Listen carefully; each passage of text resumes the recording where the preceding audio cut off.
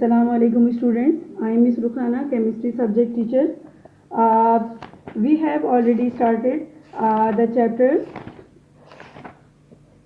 acids or base and salts. In my previous lecture, I explained about the acid and base, the definition, properties of acid and base, or laws about the acid and base, and neutralization process. Today I will explain more about the acid and base, the mono and polyacid and bases, basicity of acid and acidity of base. What is the basicity of acid? The number of replaceable or ionizable hydrogen atom present in a molecule of an acid is called basicity of acid. Look at this example. Hydrogen and hydrochloric acid react with water, form H2O and chlorine. In HCl, only one hydrogen ion is replaced by water molecule. इसमें जब एक hydrogen ion जो है वो replace होता है OH ion से, तो वो कहलाता है मोनो एसिड बेस. और वो जिस तरह ये है एटम जो if sulphuric acid in sulphuric acid contain 2 acidic hydrogen atom per molecules, it can neutralize 2 molecules of hydroxide ion. Consequently, sulfuric acid is called dibasic acid or diprotic acid. Sulfuric acid dissociates in 2 steps. Look at here this example. In sulphuric acid में क्योंकि 2 hydrogen ion हैं और वो 2 steps में जो हैं hydrogen ion remove होते हैं. पहले H3O बनेगा और सल्फ्यूरिक एसिड बना, फिर ये सल्फ्यूरिक एसिड ने दोबारा H2O के साथ रिएक्ट किया और फिर क्या H3O बना और सल्फेट बना. यानी एक पहले 2 दफ़ा में जो है हाइड्रोजन आयन जो है वो सल्फ्यूरिक एसिड से रिमूव होते हैं. इसी तरह the acid like phosphoric acid, उसमें 3 हाइड्रोजन आयन मौजूद हैं, तो ये 3 OH आयन जो मॉलिक्यूल्स ऑफ न्यूट्रलाइज करेंगे और ये कहलाएंगे ट्राई बेसिक एसिड. ठीक है, try basic acid, dibasic acid और मोनोबेसिक एसिड कहलाती हैं. यानी मोनोबेसिक एसिड में क्या होगा, एक हाइड्रोजन आयन रिमूव होता है, उसकी एग्जांपल HCl है. डाइबेसिक एसिड में एक एग्जांपल H2SO4 है, जिसमें 2 हाइड्रोजन आयन हैं जो 2 OH आयन के ज़रिए रिमूव होंगे मॉलिक्यूल्स के ज़रिए. और इसी तरह जो है नाइट्रिक वो है फॉस्फोरिक एसिड है, इसमें हाइड्रोजन के 3 एटम्स मौजूद हैं, तो ये 3 एटम्स 3 OH आयंस को रिप्लेस करते हैं और ये कहलाएंगे ट्राई बेसिक एसिड. जिस तरह एसिड में जो है hydrogen ion number of hydrogens की मौजूदगी में के हिसाब से जो है हम उन्हें mono basic acid, dibasic acid और ट्राइबेसिक एसिड कहते हैं. इसी तरह नंबर ऑफ OH आयंस की डिपेंड करता है, वो कहलाता है वो कहलाएगा मोनो बेसिक एसिड, सॉरी वो कहलाएगा मोनो एसिड बेसिस कहलाएंगे, डाई बेस एसिड बेस कहलाएंगे या ट्राई बेस एसिड बेसिस कहलाएंगे. द नंबर ऑफ आयनाइजेबल और replaceable OH ions present in a molecule of base is called acidity of base. Acid में कहलाता है बेसिसिटी ऑफ बेस एसिड और base में कहलाता है एसिडिटी ऑफ द बेस, क्योंकि ये जो है OH आयन बेस के OH आयन रिप्लेस करते हैं H आयन को, इसलिए वो कहलाएंगे एसिडिटी ऑफ बेस. और एसिड में जो है वो एसिड के रिप्लेस होते हैं हाइड्रोजन आयन और बेस के OH आयन के ज़रिए, तो इसलिए वो कहलाते हैं जो है बेसिक एसिड और कहलाते हैं. ठीक है, A base is that contain 2, 3 or more hydrogen ions are called polyacid bases. अगर एक कहलाएगा तो एक OH आयन, जिस तरह सोडियम हाइड्रोक्साइड पोटाशियम हाइड्रोक्साइड में सिर्फ एक OH आयन है, जब ये एसिड के H आयन के जरिए इनके OH आयन रिप्लेस होते हैं तो ये कहलाते हैं मोनो एसिड बेसिस. अब ये एल्युमिनियम जो है उसमें जो कैल्शियम हाइड्रोक्साइड है, इसमें देखिए 2 OH आयन हैं, तो ये कहलाएंगे डाई एसिड बेस कहलाते हैं. और ये एल्युमिनियम हाइड्रोक्साइड जो है इसमें देखिए OH आयन 3 हैं, तो ये कहलाते हैं ट्राई एसिड बेसिस. तो हम यहाँ जो है हमने जितने भी पढ़े अभी इनके एसिड बेस की प्रॉपर्टीज, डेफिनेशन और इनकी बेसिसिटी ऑफ एसिड्स पढ़ा और एसिडिटी ऑफ बेस के बारे में पढ़ा। अब हम पढ़ेंगे सॉल्ट्स के बारे में। सॉल्ट्स के बारे में मैं आपको पहले ही बता चुकी हूँ कि सॉल्ट जो होते हैं वो एसिड और बेस जब एक दूसरे के आयंस को न्यूट्रलाइज करते हैं तो सॉल्ट और वाटर बनता है। What is salt? A salt is ionic compound produce when an acid is neutralized by a base. For example, sodium hydrogen neutralize hydrochloric acid to form sodium chloride and water. Sodium, look at this equation, NaOH HCl के साथ react करके sodium chloride और water बना रहा है। Sodium chloride जो है ये एग्जाम्पल्स है हमारे नॉर्मल वो फार्मूला है, नॉर्मल सॉल्ट का फार्मूला है। इसी तरह पोटाशियम हाइड्रोक्साइड जो है वो HCl के साथ रिएक्ट होकर पोटाशियम नाइट्रेट और वाटर बनाता है। अब हम उसके फॉर्म न्यूट्रल जो है उसके फॉर्म ग्रुप्स के बारे में पढ़ेंगे एसिड के।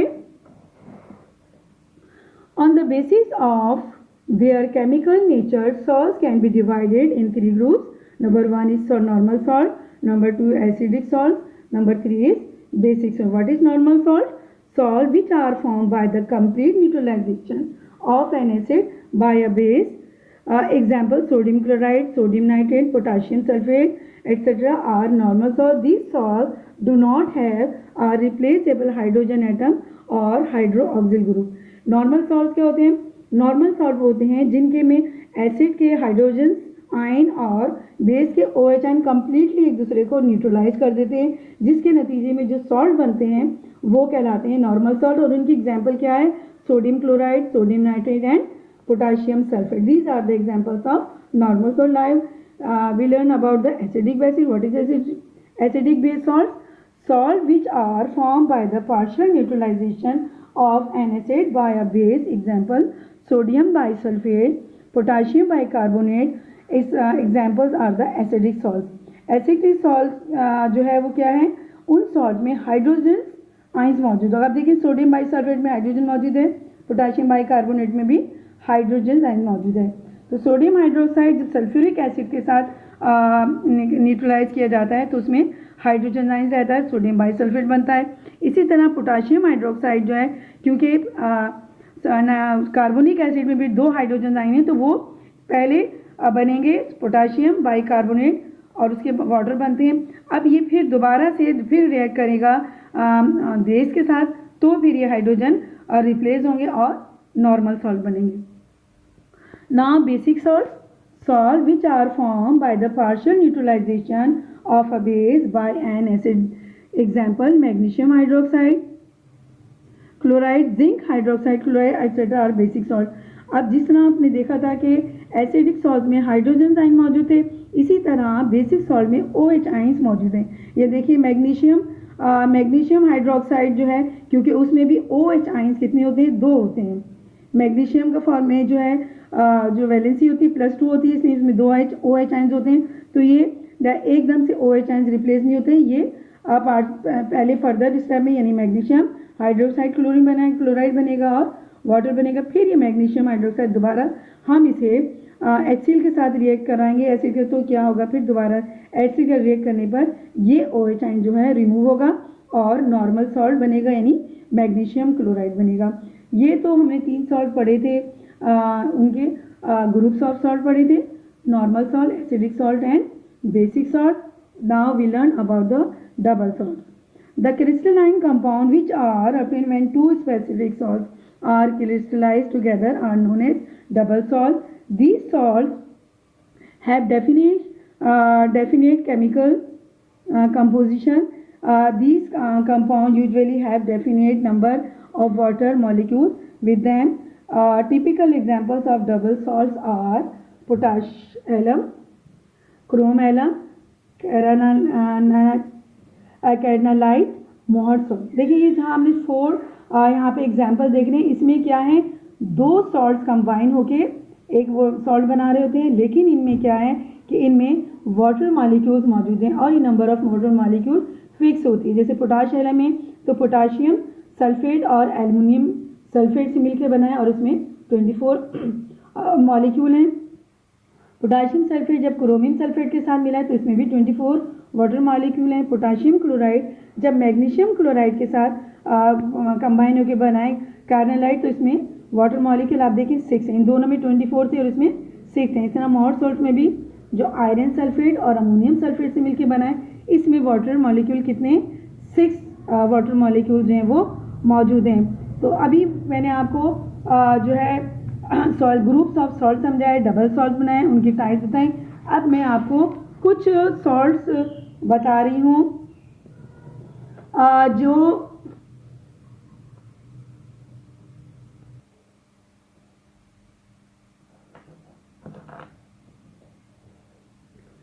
now we learn about the some uses of salts. The uses of sodium carbonate, which is commonly known as washing soda. It is used in the softening of water. Sodium carbonate furnish carbonate ions to prepare precipitation of calcium and magnesium ions.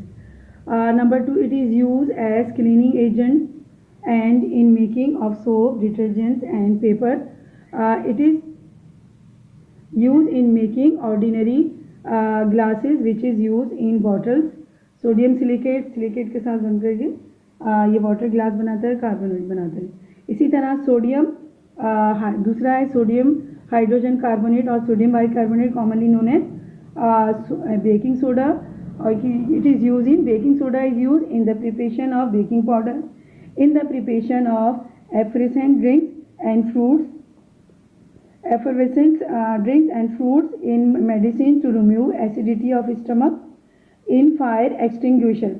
Fire extinguishing आग बुझाने वाले आलत होते हैं, इसमें जो है sodium bicarbonate use होता है। इसी तरह एंटासिड जो मैदे में जलन हो जाती है, एसिडिटी होती है, उन मेडिसिन में भी ये इसको यूज़ किया जाता है।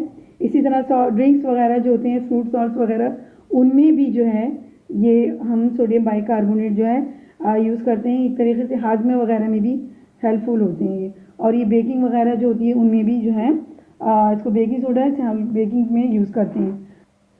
Number 3 is copper sulphate, commonly known as नीला तोता। In copper sulphate 5 water molecules are present.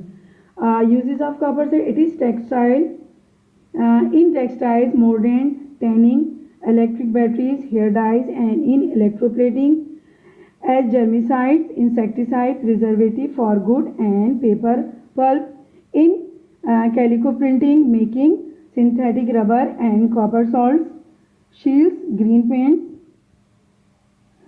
In paints and varnish industry, a mixture of copper sulfate and milk lime is used to kill fungus and molds. Fungus हैं वो जो फफूंद वगैरह जिस तरह लग जाती है उसके लिए भी जो है दूर करने के लिए जो है इसको हम इसमें जो है कॉपर सल्फेट यूज़ करते हैं। इसी तरह जो है ये इंसेक्टिसाइड्स होता है कि जरासीम को मारने के लिए इस्तेमाल करते हैं, पेंट और वार्निश इंडस्ट्री में यूज़ करते हैं। और ये जो है जो इलेक्ट्रिक बैटरीज होती हैं उसमें जो है यूज़ के हेयर डाइज में यूज़ किया जाता है। टैनिंग जो है कलर को जिसमें ज़्यादा करने के लिए, डार्क करने के लिए यूज़ करते हैं। इलेक्ट्रोप्लेटिंग आपको बताया था कि एक बेसर मेटल्स के ऊपर एक अच्छी मेटल्स की जो लेयर लगाते हैं इलेक्ट्रोलाइसिस के ज़रिए, उसे हम इलेक्ट्रोप्लेटिंग कहते हैं और उसमें भी ये कॉपर सल्फेट यूज होता है। इसके बाद है magnesium sulphate. In magnesium sulphate 7 molecules water are present and it is also known as Epsom salt. The uses of magnesium sulfates are, it is used as mild purgative in medicines. Number 2, in dyeing and tanning process. Number 3, in making fireproof fabrics, as a filler in paper industry, in manufacture of ceramic glazed tiles and matchboxes. मैचबॉक्सेस में जो है tiles को ज़्यादा glaze करने के लिए और ceramics वगैरह जो होते हैं इसमें यूज़ होता है। जो है पेपर्स के फिलर्स में इंडस्ट्री में यूज़, पेपर इंडस्ट्री में यूज़ होता है। इसी तरह फायर से जो फैब्रिक्स को आग से महफूज रखने के लिए यूज़ किया जाता है और डाइंग और टेनिंग में यूज़ किया जाता है। मेडिसिन वगैरह में भी इसको हम यूज़ करते हैं। Now is potash alum, commonly known as फिटकरी। Potash alum is made up of potassium sulphate and aluminium sulphate and 24 molecules are present in potassium alum. The uses of alum, Alum is used in dyeing as mordant to fix insoluble dye to fiber. Number 2, it is also used in tanning leather, in seizing paper, in purifying water, as antiseptic and as mouthwash. It is also used in medicine. Medicine में use हो रहा है, antiseptic में पोटावो होता है, mouth wash में use होता है, वाटर को प्यूरिफाई करने में इस्तेमाल होता है. इसी तरह ये जो डाइंग में यूज़ होता है, टेनिंग लेदर्स में यूज़ हो रहा होता है, और एक दूसरे सीजिंग पेपर्स में यूज़ हो रहा है. Here are some salt and the uses of some salts I have explained you. Now I will explain about the concept of pH. What is the pH? The pH a solution is defined as the negative logarithm of the hydrogen ion concentration or H2 ion concentration in moles per liter. आप लोगों ने अक्सर सुना होगा कि ये जो है मैदे में एसिडिटी बढ़ गई, या ये सॉल्यूशन एसिड बेस के बारे में आपको बता दिया कि एसिड बेस क्या होते हैं. वो तमाम एसिड जिनमें हाइड्रोजन आयन मौजूद होते हैं कंपाउंड, वो एसिड कहलाते हैं. वो कंपाउंड जिनमें OH आयन मौजूद होते हैं, वो जो है बेस कहलाते हैं. अब ये हम किस तरह कंफर्म करें कि ये सॉल्यूशन जो है एसिडिक है या बेसिक है, या ये फिर न्यूट्रल है. तो इसके लिए जो है हम पीएच जो है उसके ज़रिए हम मालूम करते हैं. पीएच पेपर होता है, उसमें जो है कलर की जो है वो कलर दिए जाते हैं, जिसके ज़रिए मालूम होता है कि इसमें हाइड्रोजन आयंस की कंसंट्रेशन कितनी है. अब 7 से उसमें जो है 1 से लेके 14 तक की वो जो है उसकी नंबरिंग होती है. तो जो 1 से यानी 7 से कम अगर वो शो कर रहा है पेपर, लिटमस पेपर मैंने आपको बताया था कि लिटमस पेपर के ज़रिए जो है हम मालूम करते हैं कि ये जो है एसिडिक है या बेसिक सॉल्यूशन है. अब जिस तरह आपको बताया था कि ब्लू लिटमस पेपर जो है वो पिंक हो जाता है, रेड हो जाता है एसिड में, और रेड लिटमस पेपर जो है वो हो जाता है ब्लू में इन बेसिस में. तो अब उसमें जो है जो लिटमस पेपर होता है उसमें पूरे कलर के साथ इंग्रेडिएंट दी जाती है, उससे पता चलता है कि इसमें हाइड्रोजन आयन कितना ही स्ट्रॉन्ग है. यानी जो स्ट्रॉन्ग का मतलब ये होता है कि इसमें कितने ज़्यादा हाइड्रोजन आयन्स होते हैं, सोल्यूशन की सूरत में वो हाइड्रोजन आयन देते हैं. और वीक एसिड का मतलब होता है कि वो कम हाइड्रोजन आयन देते हैं किसी बेस के साथ रिएक्ट करने पर. इसी तरह बेस भी वीक और स्ट्रॉन्ग होते हैं, यानी वो OH आयन्स कितने देंगे एसिड के साथ रिएक्ट करने पर. अगर कम देते हैं तो वो वीक कहलाता है, ज़्यादा देंगे तो वो स्ट्रॉन्ग OH आयन हो जाता है. तो ये लिटमस पेपर के ज़रिए हम जो है वो मालूम करते हैं उनका कलर देख के कि ये कितना है. तो उसमें 1 से 14 तक की नंबरिंग होती है. 7 से कम अगर वो शो कर रहा होता है लिटमस पेपर, तो इसका मतलब ये है कि वो सॉल्यूशन जो है वो एसिडिक है. और अगर 7 पे है तो वो इसका मतलब है न्यूट्रल, यानी उसने एसिड और बेस ने मिलकर एक दूसरे के आयंस को क्या किया है, न्यूट्रलाइज कर दिया. जैसे पानी की एग्जांपल है, पानी जो है वो न्यूट्रल होता है. इसी तरह अगर जो है 7 से अबव अगर रीडिंग शो हो रही होती है तो वो कहलाता है बेसिक कहलाता है. तो इसी तरह जो है यानी पीएच प्लस OH, यानी पीएच और POH मिलके कितने हो जाते हैं, इज इक्वल टू होते हैं 14. यानी इसमें 1 से 14 तक की रेंज होती है, और ये फार्मूला है जिसके ज़रिए हम पीएच मालूम कर सकते हैं. ये जो है मेजरमेंट के बारे में आपको बताएं कि पीएच पेपर के ज़रिए हम जो है पीएच मालूम करते हैं. कि मालूम ये करना होता है पीएच पेपर के ज़रिए कि ये सॉल्यूशन जो है एसिडिक है या बेसिक है. तो अब ये हमारी जितनी बहुत सारी कुछ देखें टेबल बना हुआ है जिसमें कुछ बायोलॉजिकल जो है सॉल्यूशंस हैं, और उनके बारे में ये बताया गया कि उनमें जो है कितना जो है उनका पीएच क्या होता है. अब उससे क्या होता है, अब यहाँ मैं इम्पोर्टेंस बता दूँ, हमें पीएच की क्या इंपॉर्टेंस, हमें क्यों मालूम करना पड़ता है. The concept of pH plays essential role in the field of biology. Other areas in which pH information and control is necessary include water treatment, soil conditions, swimming pools, management, corrosion control, food processing and electroplating. ये इन तमाम चीज़ों में देखिए इसकी बहुत ज़्यादा important है। अगर एसिडिटी बढ़ जाती है तो हम इसे फ़ौरन, अगर मैदे में जिस तरह जलन हो रही है, एसिडिटी बढ़ गई, तो इसको न्यूट्रलाइज करने के लिए हमें मैग्नीशियम जो है उसके कंपाउंड जो है वो हमें पीने से क्या होता है कि हमारा जो है वो थोड़ा सा न्यूट्रलाइज हो जाता है और वो जो है थोड़ी सी उसकी कमी हो जाती है एसिडिटी की। तो ज़्यादा एसिडिटी भी सही नहीं है और जो है ज़्यादा उसके लिए जो है हम इसलिए डिजीज़ कॉज होती हैं एक्सेस होने की वजह से, इसलिए हमें इनका जानना ज़रूरी होता है। For example the pH of human blood is normally maintain by the body between 7.35 and 7.45, यानी हमारे ब्लड का जो पीएच है वो कितना है 7.35 एंड 7.45। अभी मैंने बताया था 7 से अगर अबव है तो इसका मतलब ये है कि वो क्या है, थोड़ा सा वो बेस होगा। If the blood pH drops to 7 as in some illness, the patient may go into coma. A pH below 6, death may occur. pH rises as high as 7.7 or 7.8 causes diabetes, excess vomiting, diarrhoea. अब देखें pH का हमारी ज़िंदगी में किस कदर importance है। अगर हमारी जो हमारी बॉडी का में जो ब्लड का जो एक नॉर्मल जो पीएच है अगर उससे कम ज़्यादा होता है तो देखें किस तरह प्रॉब्लम होती है। अब नॉर्मल पीएच कितना है 7.35 7.45, यानी किसको बता रहे हैं, बेसिक होता है हमारा पीएच जो होता है बॉडी का, वो बेसिक होता है। तो अब अगर वो जो है न्यूट्रल हो जाए तो क्या होता है, इसकी वजह से पेशेंट देखिए कॉमा तक जा सकता है और अगर इससे बिलो 6 हो जाए तो उसमें डेथ भी, अगर इसी तरह अगर पीएच बढ़ जाए तब भी मसला होता है। क्या हो जाता है, डायबिटीज़ जो होती हैं, कॉजेज डायबिटीज़ हो जाती है और वॉमिटिंग और डायरिया होने लगता है, यानी हमें वॉमिटिंग होने लगती है या डायरिया यानी लूज मोशन होना, यानी हमारी बॉडी का पीएच कंट्रोल बहुत ज़रूरी है। इसी तरह and the pH values of various body fluid are very important for doctors in diagnosis and treating many illness. देखिए लेमन जूस का जो है 2.3, यानी लेमन जो मैंने कहा था जो चीज़ खट्टे होती हैं उनमें जो होता है स्कॉर्बिक एसिड होता है, तो वो एसिडिक होते हैं जो खट्टा जो होता है। विनेगर देखिए उसमें 2.8, ये कैसे एसिडिक है। टोमेटो जूस जो है उसका 4.2 है। ह्यूमन यूरिन का 5 से 7 के दरमियान जो है यूरिन का पीएच होता है। इसी तरह काऊ मिल्क जो है उसका क्या है 6.5। सलाइवा जो हमारे मुंह में सलाइवा होता है उसका जो पीएच है वो 7.0 है। ह्यूमन ब्लड जो है वो कितना होता है इसका 7.35 से 7.45, और एग वाइट जो है वो 7.8 जो है वो उसका पीएच होता है।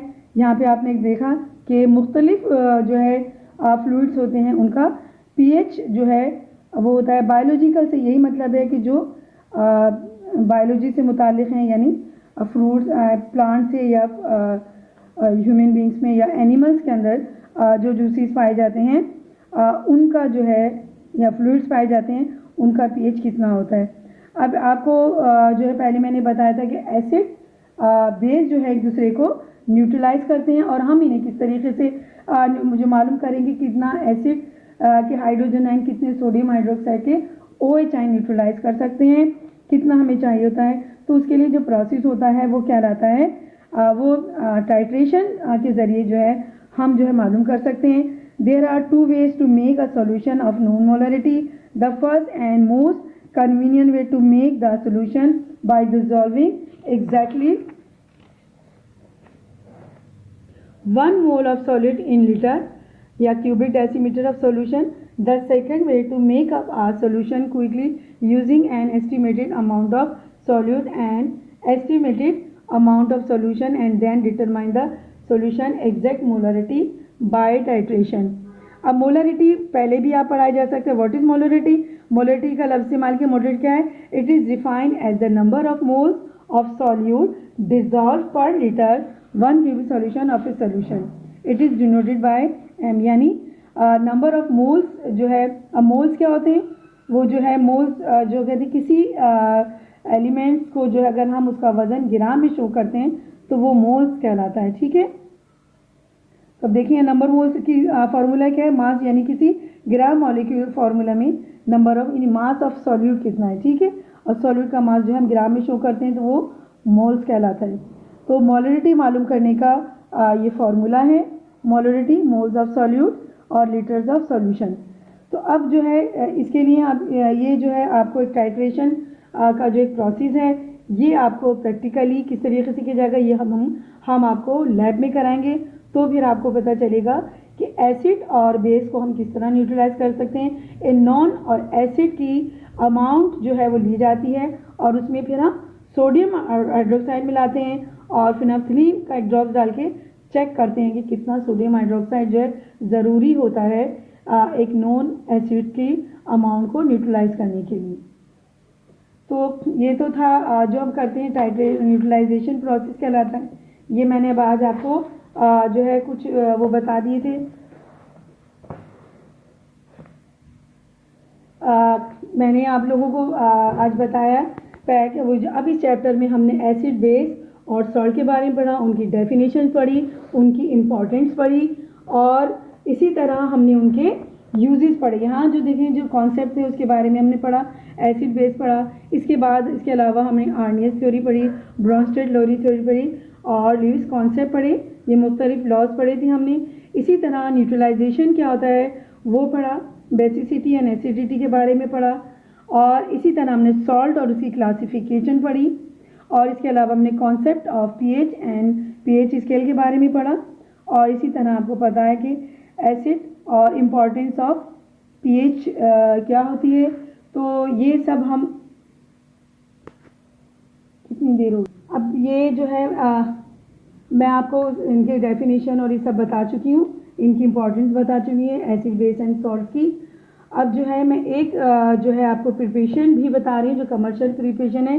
Some important commercial preparation of जो है प्रिपरेशन ऑफ सोडियम कार्बोनेट की जो है प्रिपरेशन बता रही हूँ जो सॉल्वेट प्रोसेस से होता है।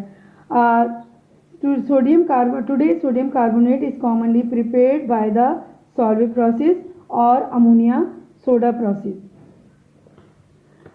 In this process, the raw material are limestone, calcium carbonate, sodium chloride, ammonia, and water. To prepare the sodium carbonate by solid process, we take the raw materials, calcium carbonate, sodium chloride, ammonia, and water. The process involves the following steps. Number 1. Limestone calcium carbonate is heated to yield calcium oxide, quicklime, calcium oxide and the carbon dioxide gas. When we heat calcium carbonate, the calcium oxide and carbon dioxide gas are produced. This carbon dioxide is passed into aqueous solution of ammonia and the ammonium bicarbonate is produced. When this calcium carbon dioxide is in aqueous dissolved in passed in aqueous solution of ammonia, it gives ammonium bicarbonate. देखिए ammonia को जब carbon dioxide और पानी के साथ हमने react कराया तो क्या बना, अमोनियम बाइकार्बोनेट। पहले स्टेप में हमने कैल्शियम कार्बोनेट को हीट किया तो कैल्शियम ऑक्साइड और कार्बन डाइऑक्साइड बना। दूसरे स्टेप में जो है कार्बन डाइऑक्साइड को जब हमने अमोनिया और पानी के साथ रिएक्ट करवाया तो क्या बना, अमोनियम बाइकार्बोनेट। यहाँ एक क्यू का मतलब होता है aqueous solution. Number this ammonium bicarbonate react with aqueous cold solution of sodium chloride at 15 degree centigrade called brine to yield sodium bicarbonate which is not soluble at low temperature 15 degree centigrade and this precipitate out. Ammonium carbonate को जो है sodium chloride के साथ हम 15 degree centigrade इतने low temperature पे जो है हम इसको रिएक्ट करवाते हैं और ये ब्राइन कहलाता है। इतने कम टेम्परेचर पर रिएक्ट करने की वजह से सोडियम बाइकार्बोनेट जो है वो सॉल्यूबल नहीं होता और प्रेसिपिटेट की सूरत में फॉर्म होता है। सोडियम क्लोराइड और सोडियम बाइकार्बोनेट को जब रिएक्ट करवाया कितनी टेम्परेचर पे, 15 डिग्री सेंटीग्रेड पर, तो क्या बना, अमोनियम क्लोराइड और अमोनियम बाइकार्बोनेट। तो ये अमोनियम बाइकार्बोनेट जो प्रेसिपिटेट की सूरत में अलहदा हो जाता है और दिस सोडियम बाइकार्बोनेट प्रेसिपिटेट की सूरत में अलग हो जाता है। This sodium bicarbonate on heating yields of sodium carbonate. अब जब इस सोडियम कार्बोनेट को हम मज़ीद हीट करते हैं तो क्या बना, सोडियम कार्बोनेट बना, वाटर मॉलिक्यूल बना और कार्बन डाइऑक्साइड प्रोड्यूस हुआ। तो ये एक प्रोसेस था कि हम किस तरीके से जो है सोडियम बाइकार्बोनेट को जो है उसकी तैयार को बनाते हैं, किस तरह प्रिपेयर करते हैं। और ये प्रोसेस जो है वो क्या कहलाता है, सॉल्वेज प्रोसेस कहलाता है।